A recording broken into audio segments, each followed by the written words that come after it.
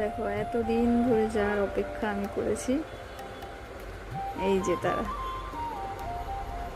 কেমন লাগছে বলো তো আমার রাধাকৃষ্ণ? নিজের মনের মতো করে সাজিয়ে নিজেই পুজো করেছি বলতে এখন সব রেডি করেছি, এখনো পর্যন্ত আমি ধূপ দেখাইনি। দেখাবো, বাবা স্নান করতে গেছে, আসুক তারপরে দেখাবো দুজনে মিলে একসাথে। ঠাকুরমশাই ডাকতে পারিনি, কারণ আমার মেয়ের পরীক্ষা চলছে, ওর জন্য আমি ডাকতে পারিনি। ইচ্ছা ছিল কিন্তু উপায় নেই। তা বাদেও দেখবে নিজের মতো করে সাজিয়ে নিজে সব কিছু করে তুমি পুজো দেবে, ঠাকুরমশাই লাগে না, আলাদাই একটা মনের মধ্যে শান্তি লাগে। আমার যে কি শান্তি লাগছে মানে আমি বলে বোঝাতে পারবো না, যে এই দিনটার জন্য আমি কতদিন অপেক্ষা করেছি।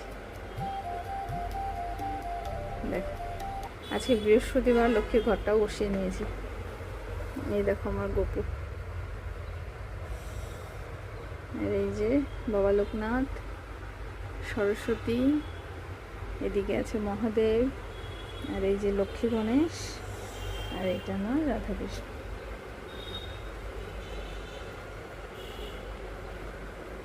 কেমন হয়েছে তোমরা কমেন্টে অবশ্যই বলবে যে আমার ঠাকুর তোমাদের কেমন লাগলো।